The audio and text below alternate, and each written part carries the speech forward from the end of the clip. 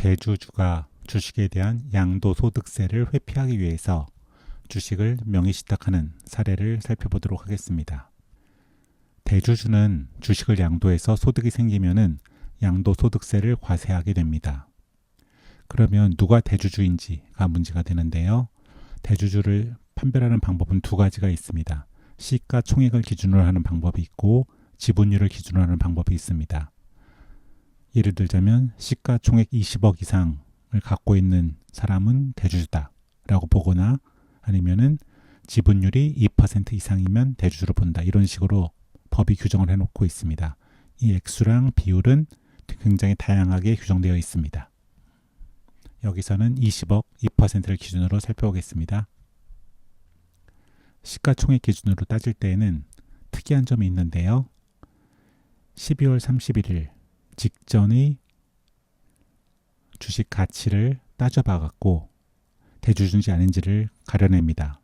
예를 들어서 12월 31일 직전에 시가총액 기준으로 0원이다, 주식을 하나도 갖고 있지 않았다 라고 한다면은 다음 연도에 중간에 120억 원어치 주식을 취득해서 전부 매각해서 큰 수익을 낸다고 하더라도 대주주로 취급하지 않습니다. 왜냐하면 연말 직전에 얼마나 갖고 있었는지를 기준으로 따지기 때문에 그렇습니다. 이렇게 큰 주식을 취득해서 전부 매각을 하면은 세금이 하나도 안 나온다는 거죠. 연말을 기준으로 20억 원어치 이상 주식을 갖고 있었는지 안 갖고 있었는지를 기준으로 해서 갖고 있었다 그러면 대주주가 되고, 아니면 대주주가 아니기 때문에 중간에 팔아갖고 수익이 나면은 연말에 20억 이상을 보유하면은 양도소득세를 내야 되고, 연말에 20억 이상을 보유하지 않으면은 대주주가 아니기 때문에 양도소득세를 아무리 이득을 많이 얻었어도 내지 않는다는 겁니다. 지분율로 따질 때에는 이런 식의 논리가 적용되지 않습니다. 연말 직전에 0%를 갖고 있다고 하더라도 연도 중간에 2% 이상을 취득하면은 바로 대주주가 되고요. 그래서 이 주식을 매각해서 양도소득이 생기면은 바로 세금을 부과하게 되어 있습니다. 연중에도 2%에 도달하면 그때부터 대주주로 취급한다는 겁니다. 그러니까 시가총액과 지분율의 대주주 계산 방식이 완전히 다른 거죠. 그렇기 때문에 예를 들어서 연말에 A가 주식을 30억 원어치 매입을 했습니다. 그리고 다음 해에 주식을 매도해서 양도 차익이 생기면은 당연히 A는 연말 기준 20억 이상이었기 때문에 대주주로서 양도소득세가 과세가 됩니다.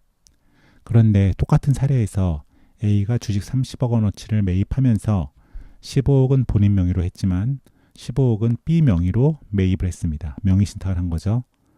그리고 똑같이 주식을 매도해서 똑같은 양도 차익이 생겼다고 가정해 봅시다. 양도 차익이 생겼지만 전년도 연말 시가총액 기준으로 A의 명의로 되어 있는 주식의 시가총액은 15억밖에 없었죠. 20억에 미달하죠. 그렇기 때문에 A는 대주주 조건을 충족하지 못하기 때문에 똑같이 양도 차익이 났어도 양도소득세는 과세되지 않습니다. 따라서 이렇게 양도소득세 과세 여부가 차이가 나기 때문에 A로서는 조세 회피 목적의 명의신탁을 하고 싶은 유혹이 항상 생기기 마련입니다. 그래서 세법은 이런 것을 막기 위해서 명의신탁이 인정될 경우에는 증여한 것으로 의지해서 A와 B 모두에게 연대해서 증여세를 납부하도록 하고 있습니다. 그러니까 만약에 A가 B에게 명의신탁한 것이 밝혀지면은 B는 이 주식 15억 원어치를 증여받지 않았지만 증여받은 것으로 봐서 B에게 증여세를 15억 원에 대해서 과세하고 A를 연대 납세 의무자로 봐서 A, B는 모두 15억 원어치의 주식 증여로 인한 증여세를 부담하게 됩니다. 왜 이렇게 하냐면은 이런 조세회피 목적의 명의신탁을 못하게 하기 위해서 이렇게 페널티를 가하는 거죠. 다만 법은 조세회피 목적이 없는 경우에는 명의신탁을 하더라도 증여유지가 안 되고 따라서 증여세 납부 의무가 없다라고 정하고 있습니다. 판례는 조세회피 목적이 있는지 없는지에 대해서 A와 B가 조세회피 목적이 아니라 다른 목적으로 명의신탁을 했다는 것을 증명할 것을 요구하고 있습니다. 그렇기 때문에 A, B가 조세회피 목적이 아니라 다른 목적이었다라는 것을 증명해야지만 증여세 납세 의무에서 벗어날 수가 있는데요.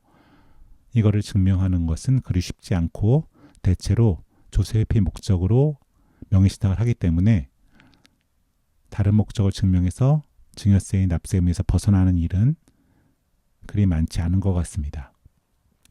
따라서 대주주가 명의신탁을 이용해서 주식 양도소득세를 회피하기 위해서 이름을 빌려달라고 할 경우에는 빌려주지 말아야겠지요.